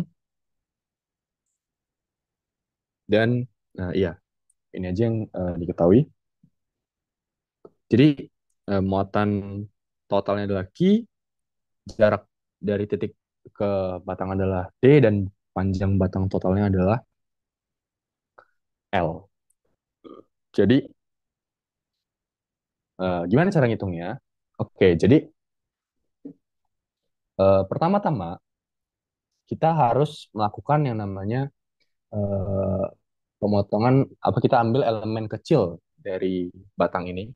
Karena batang ini bermuatan total Ki, maka kalau misalkan aku ambil di sini elemen kecil, katakan ini deki gitu ya. Dan deki ini lebarnya sepanjang dx gitu ya. Sehingga jarak ini tuh adalah x gitu ya. Dari pusat dari pusat eh, dari pusat batang di sini. Nah, sehingga eh, satu elemen kecil muatan ini akan memberikan efek medan listrik yang besarnya sebesar, ini akan aku kasih di sini. Nah, besarnya itu adalah sebesar, arahnya ke sini, sebesar DE gitu ya. DE. Ini adalah eh, nilai dari komponen kecil medan listriknya dari satu muatan deki. Nah, sekarang eh, kan kita tahu ya, kalau dari eh, satu partikel bermuatan tadi, rumusnya itu E itu adalah K Q per R kuadrat. Nah, berarti sekarang kita ubah, ya, analoginya kita ubah. Jadi, sekarang kita bayangin elemen DE ini berasal dari salah satu elemen kecil dari muatan batang yang namanya deki gitu ya. Nah, berarti sekarang jadinya DE sama dengan K deki per R kuadrat gitu kan. R kuadrat itu apa? R kuadrat itu ini gitu ya. Dan ini tuh konstan nggak? Jadi ini tuh nggak konstan ya guys ya. Jadi ketika X yang berubah, R-nya juga akan berubah gitu kan. Nah, sekarang aku mau berarti R itu apa? R itu adalah eh, X kuadrat ditambah D kuadrat ya. Itu diakarin. Karena dari Pitagoras ya. Dari sama Pitagoras. Terus eh, oh ya, satu lagi aku lupa mention tadi itu di sini itu kita harus anggap batang ini adalah batang yang homogen. Maksudnya homogen itu apa? Maksudnya homogen itu adalah setiap rapat rapat muatan itu sama di setiap eh, titiknya gitu. Sehingga nggak ada salah satu titik yang lebih berat muatannya atau lebih besar muatannya itu atau lebih ringan muatannya nggak ada. Gitu. Sehingga homogen ini eh, atau densitas densitas muatannya itu selalu konstan ya. Sebut saja densitasnya lambda ya. Lambda ini adalah Q total dibagi L ya kan. Jadi eh, lambda ini adalah muatan per satuan panjang. Nah, karena lambda ini konstan, maka ini akan sama, Q per L ini akan sama dengan dq per dx, ya kan? Karena eh, nilai dari densitasnya pasti sama di seluruh titiknya. Sehingga di elemen kecil dq dan di suatu panjang yang sangat kecil yaitu dx itu pasti sama juga gitu densitasnya gitu. Densitas muatannya. Nah, sehingga kita bisa ubah dq itu adalah Q per L dx. Nanti bisa kita substitusi ke persamaan DE ini. Gitu ya. Ini satu, kita buat satu dulu. Oh, nggak usah deh. Oke, gini aja. Nah, sekarang DE ini kita lebih baik ya, kita proyeksi aja gitu ya. Kita proyeksi ke sumbu masing-masing ya. Sumbu ini yaitu, oke, katakanlah aku punya di sini anggap sudut alfa gitu ya. Sehingga ini adalah DE Y sama dengan DE sin alfa ya. Dan DEX adalah DE cos alfa. Nah, sehingga elemen dari DEX sendiri, DEX, itu adalah DE cos alfa yang tadi ya. Nah, DE-nya kita substitusi pakai K dq per R kuadrat. Dq-nya kita substitusi pasti pakai K Q per LDX ya. Oke, kita biar nggak bingung, kita taruh sini dulu. Jadi, Sehingga DE akan jadi K Q per L, K Q per L, K Q per L R kuadrat dx ya. Sorry. Ya, K Q per L R kuadrat dx. Atau kita substitusi aja lagi R kuadratnya yaitu K Q per L, ini L R kuadrat dx ya. Dx-nya di atas, sorry.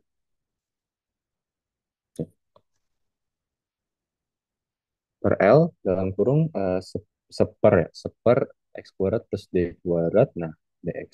Nah, sehingga seperti, kalau udah seperti ini, maka eh, udah pas gitu ya komponen D-nya atau komponen pengintegralnya itu adalah X dan variabelnya juga X gitu ya. Nah, DE cos alpha. Cos alpha itu adalah samping dibagi miring ya. Jadi DE-nya adalah K Q per L dalam kurung seper X kuadrat plus D kuadrat kali dx gitu ya. Oke, dx-nya di belakangan aja nanti. Nah, dikali eh, cos alpha. Cos alpha itu adalah samping dibagi miring yaitu X per akar dari X kuadrat plus D kuadrat. Nah, terus dikali dx ya. Dx-nya belum. Oke, jadi dx sekarang jadinya K Q per L dalam kurung X per X kuadrat plus D kuadrat pangkat 3 per 2 ya. Karena pangkat 1 dikali pangkat setengah. Pangkat 3 per 2 dx. Nah, sehingga sekarang eh, kita punya dx itu bentuknya. Nah, sekarang berarti x total ya. Totalnya dari EX itu apa? Gitu. Itu adalah integral dari DEX ya kan? DEX. Dari mana sampai mana integralnya? Batasnya dari mana sampai mana juga? Dari ini ya. Ini ini kan kalau ini L, totalnya L, berarti setengahnya ini adalah L per 2 kan? Nah, karena kita membuatnya itu integral eh, seperti ini kita anggap sebagai sumbu nolnya kan ya. Maka ini adalah L per minus L per 2 dan ini adalah L per 2. Maka kita harus mengintegralnya dari minus L per 2 sampai L per 2 dx gitu ya. Maka kita integralin dari minus L per 2 sampai L per 2 K per L dalam kurung X per X kuadrat plus D kuadrat pangkat 3 per 2 dx ya. Nah, sekarang bisa aku keluarin dulu kaki per L integral min L per 2 sampai L per 2. Nah, sekarang X per X kuadrat plus D kuadrat pangkat 3 per 2 dx. Nah, sekarang aku mau nyelesain integral ini dulu ya. Jadi, coba kita selesain integral ini, tapi dalam bentuk yang integral tak tentu dulu. Jadi, baru nanti kita substitusi batasnya ya. Jadi, integral dari X per X kuadrat plus D kuadrat pangkat 3 per 2, ini bisa diselesaikan dengan cara metode apa kira-kira? Bisa dipakai substitusi nggak? Substitusi U. Atau harusnya bisa ya, pakai U.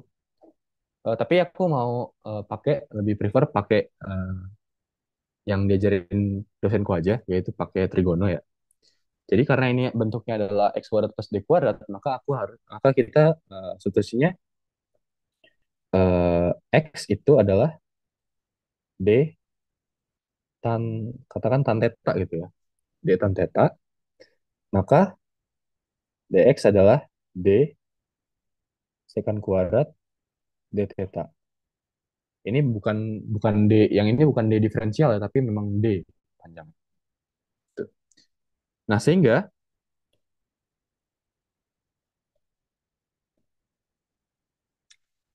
Jadinya ini adalah integral X adalah D kali tan theta dikali dx adalah D secant kuadrat D secant kuadrat theta d theta ya. D secant kuadrat theta d theta dibagi dengan X kuadrat plus D kuadrat. X kuadratnya disubstitusi pakai D kuadrat, berarti D kuadratnya dipangkatin keluar, dipangkatin 3/2, berarti D pangkat 3 ya di luarnya. Ya. Nah, ini dikali 1 plus tan kuadrat theta pangkat 3/2. Nah, 1 plus tan kuadrat theta pangkat 3, 1 plus tan kuadrat kan secant kuadrat ya? Ini langsung aja jadi secant kuadrat theta, dan dipangkatin 3/2. Nah, jadinya ntar jadi secant pangkat 3 ya.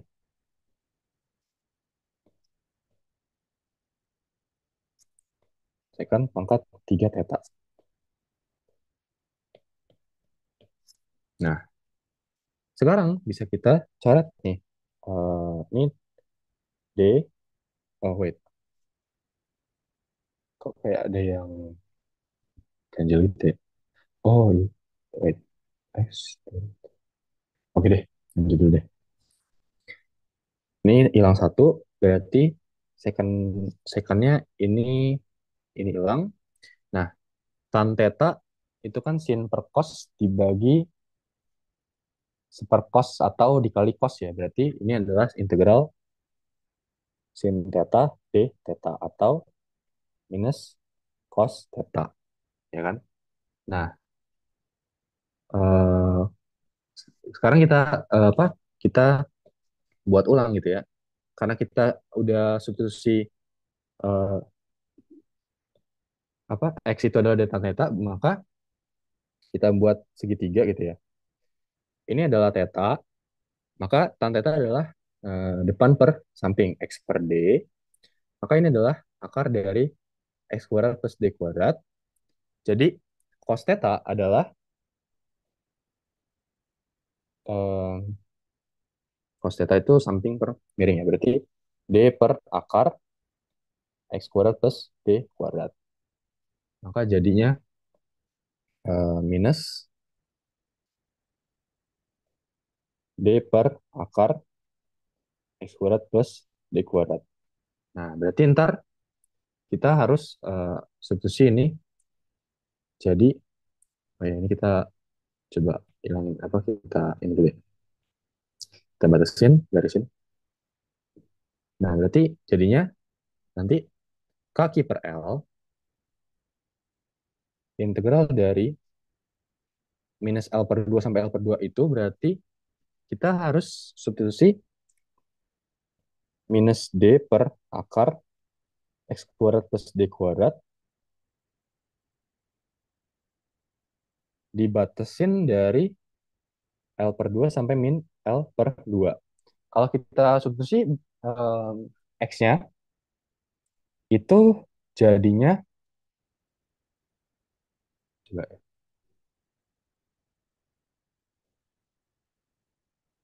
kaki per L berarti ini jadinya apa? Minus D per akar L kuadrat per 4 plus D kuadrat ya, ya kan?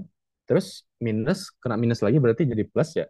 Plus D per akar L kuadrat per 4 plus D kuadrat ya kan ya? Nah ini kan nol ya? Oops, sorry. Ini kan nilainya nol ya kan? Nah berarti apa kesimpulannya? Kesimpulannya arah X yang totalnya itu nol juga gitu. X totalnya sama dengan nol. Nah, bisa kalian lihat ya di sini. Itu kalau dari simetri juga kelihatan sebenarnya gitu. Jadi kalau soal kayak gini, arah X itu pasti yang elemen di sini nih itu bakal di apa? Diatasi sama elemen yang di seberangnya gitu. Jadi arah yang ke sana dibalas dengan arah yang ke sana juga, sehingga integralnya pasti nol gitu kan. Dan ya kita sia-sia ngitung integralnya kan. X ini. Sebenarnya nggak sia-sia sih. Jadi kita bisa melatih cara kita menggunakan integral ini seperti apa gitu. Dan kita bisa ngitung juga yang arah Y-nya sekarang. Nah, DEY. Nah, kalau gitu, karena X totalnya 0, berarti E total sekarang itu adalah integral DEY kan? E total itu harus sama dengan E arah Y total gitu. Sama dengan integral dari min L per 2 sampai L per 2 DEY. Nah, DEY sendiri adalah integral dari min L per 2 sampai L per 2 DE tadi sin ya, sin alfa gitu. Sin alfa karena proyeksinya adalah ke atas ya kan. Dan ini adalah sudut alfanya dan kalau ke atas itu sin. Nah, berarti kita harus menjadikan ini integral minus L per 2 sampai L per 2. DE-nya adalah yang tadi ya, kaki per L dikali seper X kuadrat plus D kuadrat ya, DX kaki per L dikali seper X kuadrat plus D kuadrat, DX-nya nanti dulu. Nah, sekarang dikali dengan sin. Sin alfa itu apa? Sin itu kan, sin itu kan depan ya, depan per samping. Berarti D per akar X kuadrat plus D kuadrat. Jadi D per akar X kuadrat plus D kuadrat. Sehingga ini jadinya dikali D per akar X kuadrat plus D kuadrat DX. Nah, sekarang kita lakuin lagi ya. Nah, berarti kaki per L integral min L per 2 sampai L per 2. Yang sabar ya guys, nanti kalau misalkan dapat gini, memang biasanya kalau kalau apa soal Medan yang nggak pakai hukum Gauss itu pasti nguli. Jadi sabar-sabar aja kalian melakukan integral sepanjang ini. Gitu. L X kuadrat plus D kuadrat pangkat 3 per 2 ini, oh ya, karena D-nya juga konstan ya. D-nya kan konstan ya, nggak berubah. Jadi kaki D per L, nah ini DX. Nah kalau ini bisa, ini udah nggak bisa pakai substitusi U ini. Jadi mau nggak mau kita harus pakai trigono. Jadi kita harus substitusi ini dengan trigono. Jadi kita integralin berarti 1 per X kuadrat plus D kuadrat pangkat 3 per 2 DX itu kita misalin X adalah D, sama kita tadi ya, D tan theta, maka DX adalah D sekant kuadrat theta D theta, sehingga integralnya menjadi D sekant kuadrat theta D theta per X kuadrat plus D kuadrat pangkat 3. Oh, sorry. Berarti kan X kuadrat, berarti D pangkat 3 sekant pangkat 3 theta D theta. Gitu kan. Sehingga jadinya ini coret menjadi D kuadrat ya. Coret, ini jadi coret. Berarti jadinya, oh sorry, D sekant pangkat 3 theta aja. Gitu. Jadinya ini adalah integral seper D kuadrat dikali seper sekant theta adalah cos theta, ya kan? D theta. Nah, berarti ini akan jadi uh, seper D kuadrat sin theta. Nah, kita evaluasinya sekarang dari, oh ini jangan lupa plus C ya. Tadi juga jangan lupa plus C. Oh ya, berarti sekarang kalau sin theta, karena kita ambilnya ini adalah theta dan ini depan itu X per D, X per D, maka sin theta adalah depan per miring, berarti X per akar X kuadrat plus D kuadrat.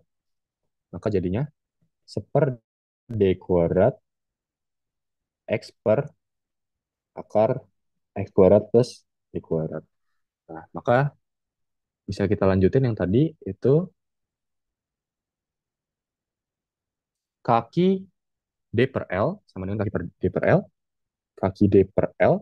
Berarti sekarang ini hasilnya adalah seper D kuadrat, seper D kuadrat X per akar X kuadrat plus D kuadrat. Nah, ini kita evaluasi dari minus L per 2 sampai L per 2. Nah, ini akan jadi, ini difaktorin keluar aja ya. Ini kan kuadratnya hilang. Berarti jadi, oops, sorry. Kaki per LD dalam kurung L per 2 per akar L kuadrat per 4 plus D kuadrat dikurang minus L per 2 dibagi akar kuadrat, minus D kuadrat sama aja ya, L kuadrat per 4 plus D kuadrat. Nah, sehingga ini jadinya adalah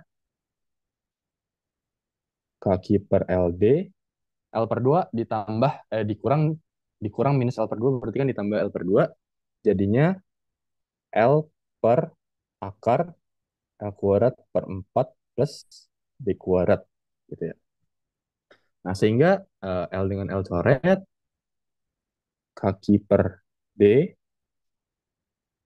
maka jadi kaki per D akar L kuadrat per 4 plus D kuadrat. Oke? Nah, ini adalah totalnya. Total untuk batang di arahi. Tapi total juga untuk batang apa secara umum gitu ya. Bukan, yang pusatnya di tengah gitu. Nah, sekarang kita coba bikin boundary gitu ya. Tadi kan kita ngebuat kasusnya kayak gini ya, guys. Nah, kita kan tadi kan ngebuat kasusnya gini. Nih, dia kan ada panjang dan ada jaraknya ya. Sekarang kita buat coba, kita kita mau ngecek apakah hasil kerjaan kita ini benar atau enggak gitu. Nah, sekarang cara ngeceknya gimana? Kita lakukan kondisi eh, limiting condition gitu ya. Jadi kita buat satu limiting condition di mana eh, D itu jauh lebih besar daripada L. Maka artinya apa? Maka eh, berarti kalau di gini bisa aku faktorin keluar ya, jadinya sama dengan K Q per D kuadrat akar L kuadrat per 4 D kuadrat plus 1. Nah, berarti artinya apa? Berarti, wait, oh ya, berarti artinya apa? Satu itu jauh lebih besar daripada L per D. Sehingga ini itu bisa ya sama aja kayak satu gitu kan ya. Nah, sehingga limiting, limiting D itu jauh lebih besar daripada L, itu kayak gimana sih? Berarti kan D itu jauh lebih besar daripada R. Ini kan D, ini D-nya. Sedangkan panjangnya segini mungkin lah ya. Nah, kalau kalian ngelihat ini dalam jarak yang sangat jauh gitu ya, yang D itu jauh lebih besar daripada L, ini kan kayak sama aja kayak benda titik gitu kan ya. Gitu kan ya. Nah, sehingga harusnya ini medannya harus sama kayak medan medan benda titik. Berarti kaki per D kuadrat akar satu gitu kan ya. Sehingga ini akan sama aja dengan kaki per D kuadrat. Dan ini nilainya persis sama dengan eh, medan untuk benda diskrit ya, yang kayak tadi. Gitu.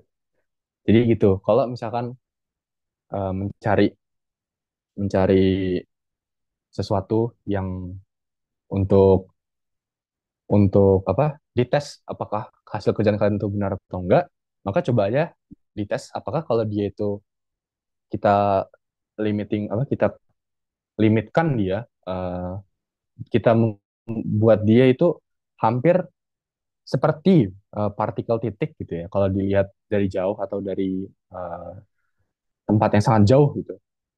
Nah, kalian bisa menemukan kebenaran kalau ini itu benar, eh, hasil pekerjaan kalian itu benar. Jadi bisa dicek gitu ya. Ini tulis saja what if ya. What if? Oke. Nah, sekarang aku nemu salah satu contoh soal yang ini ya, yang kayak gitu juga, yang ini apa? Ini ada di Pol ya. Aku nemu soal di apa di RCTPB itu ada soal di Pol juga. Terus ini, oh ya ini karena nggak cukup ya waktunya ya kayaknya ya. Baru apa bakal berakhir 15 menit lagi. Jadi mungkin kalian bisa em, coba cari ya untuk medan yang ini sendiri. Harusnya kalian udah bisa kan ya. Kan udah pernah diajarin sama dosen ya di kelas itu. Ini untuk cincin ya. Jadi ntar kalian buat ini sebagai deki gitu ya. Ambil satu elemen ini sebagai deki gitu ya. Terus ini panjangnya sebagai ds gitu kan. Dengan hubungan ds adalah dua sorry, apa ya? Pokoknya itulah, cari aja hubungannya apa gitu deki dengan ds gitu apa. Rapat rapat muatannya seperti apa. Nah, terus ini nah ini dia. Kalau misalkan nanti diminta nilai apa? Nilai numeriknya gitu ya. Misalkan ini dia menggunakan variabel yang beda ya. Ini sebagai R, tapi tadi aku pakainya sebagai D gitu ya. Gak apa-apa. Berarti pakai yang rumus tadi itu D-nya diganti R aja gitu. Berarti eh, kalau untuk soal yang 9 ini, soal nomor 9 itu berapakah besar dan arah medan listrik di titik P? Nah, berarti karena muatannya positif semua berarti ya muatan apa medannya arahnya ke keluar lah ya, ke sana gitu. Karena resultannya kan pasti ke sana gitu ya. Dan resultan arah horizontalnya nol gitu. Nah, sehingga arahnya udah pasti ke sana. Sekarang kita harus cari besarnya. Nah, besarnya itu adalah yang ini tadi ya. Nih, yang ini. Ya, total adalah ini. Tapi diganti D-nya jadi R gitu ya. Jadi kalau sekarang,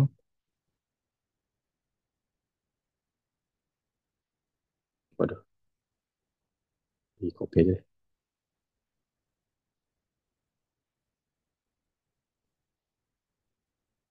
Ganti D menjadi R gitu ya. Sehingga ini jadi R dan ini jadi R kuadrat gitu ya. Nah, sekarang tinggal disubstitusi aja nilainya, ya kan? Nah, di sini aja deh. 9 kali 10 pangkat 9 gitu. Terus Q totalnya adalah 7,81 picocoulomb ya. Jadi pico tuh 7,81 kali 10 pangkat min berapa ya? Pico ya? Min 12 ya kalau nggak salah ya. Iya, min 12. Nah, terus dibagi dengan R.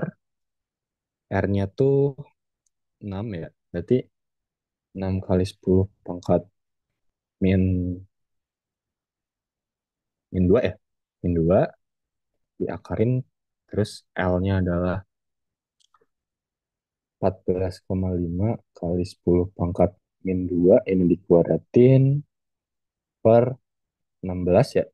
4, oh enggak, 4 aja. Terus ditambah 36 kali 10 pangkat min 4 ya. 6 kali ya. Nah ini bisa dihitung sendiri ya. Coba teman-teman hitung hasilnya berapa. Gitu. Itu hitung sendiri pakai kalkulator. Terus kemudian salah satu contoh yang soal lagi. Nah, ini juga salah satu contoh soal yang batang gitu. Nah, ini tuh bisa dikerjain simple sebenarnya, nggak perlu diulang lagi caranya. Sekarang bayangin aja apa ini kan setengah batang ya. Sementara kita tadi melakukan kerja untuk apa? Pekerjaan untuk satu batang penuh ya, seperti ini. Berarti kan ya sama aja kayak kita dihilangin aja ininya kan ya. Jadi integralnya dari 0 sampai L per 2 aja, tapi L per 2 ini sama dengan L sekarang gitu ya. Jadi eh di sini adalah coba kita tadi mana ya? Nah, ini ya.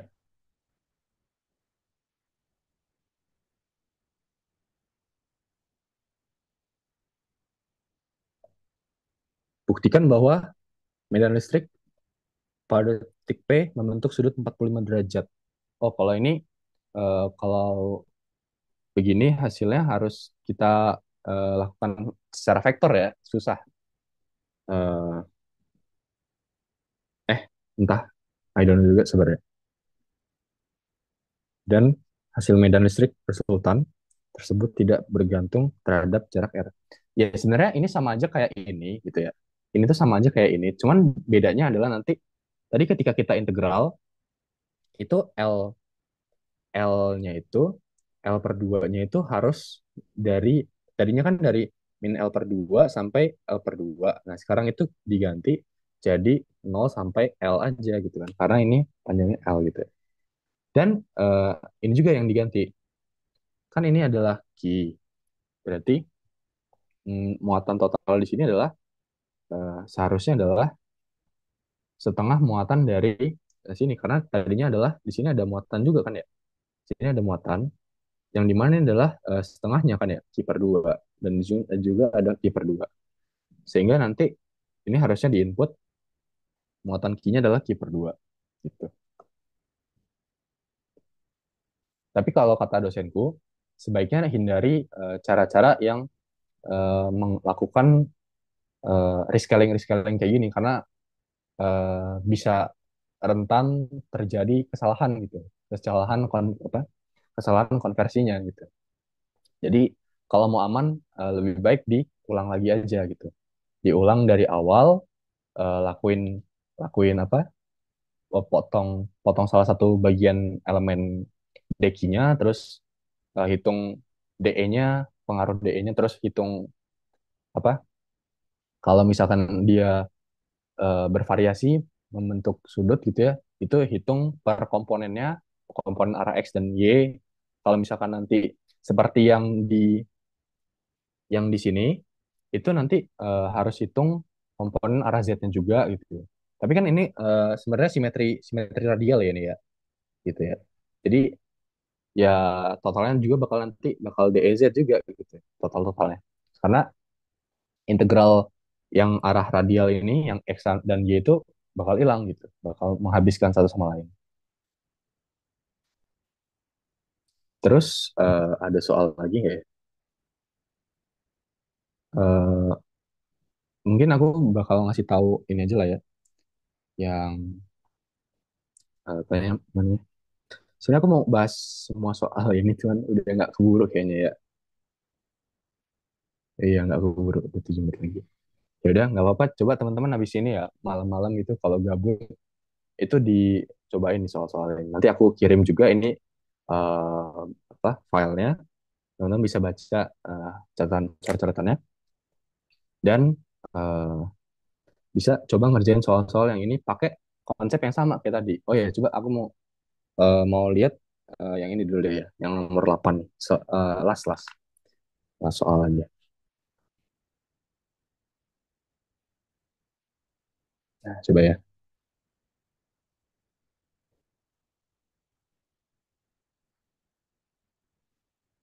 Kalau ini itu harusnya iya sih ini harus lakuin integral ulang karena ini bukan di di sini tadi. Jadi kita harus menghitung ulang gitu ya. Jadi nanti teman-teman lakuin juga sendiri ini, potong aja ini sebagai deki gitu ya, di sini sebagai deki dan panjangnya dx gitu ya. Ini panjangnya dari sini ke sini x gitu kan ya. Ntar di integralnya dari mana teman-teman? Dari A sampai A plus L. eh eh bukan ding, sorry sorry. Harusnya gitu nggak sih? Ya tergantung teman-teman masang action dari mana ya. Kalau misalkan masang action dari sini nggak, ya Kak, teman-teman masangnya nanti dari nol sampai ke L aja gitu, integralnya. Gitu. Bebas sebenarnya mau milih di mana aja gitu. Asal konsisten. Oke, apakah ada pertanyaan? Ini 5 menit terakhir nih, coba. Ada yang mau nanya?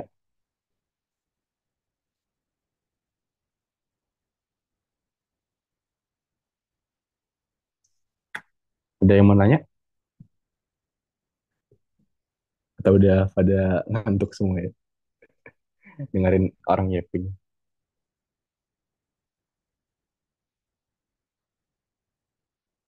Boleh yang mau nanya langsung on mic atau mau di chat juga boleh. Aku tungguin deh. Dikit telat aman kok. Enggak, Nat, bukan. Akunya yang nggak aman maksudnya.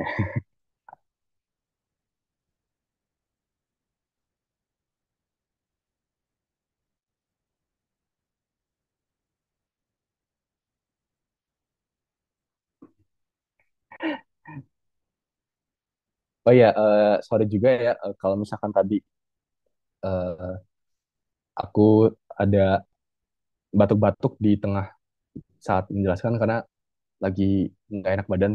Tapi ya nggak apa-apa. Maaf ya soal itu. Oke, boleh. Yang mau nanya apa aja?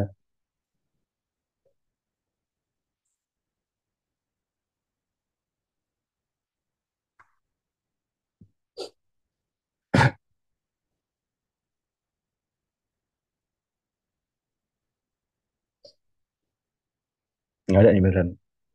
Eh, 4 menit nih. Boleh kalau mau nanya apa aja.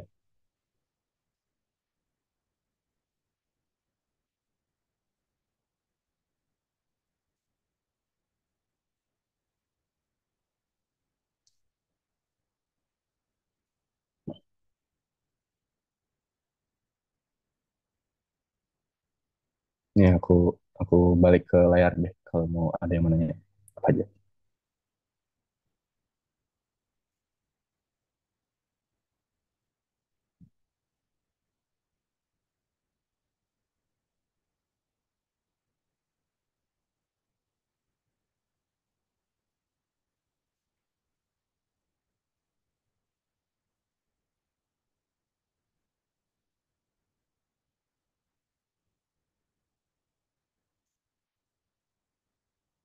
Udah. Terus, terus.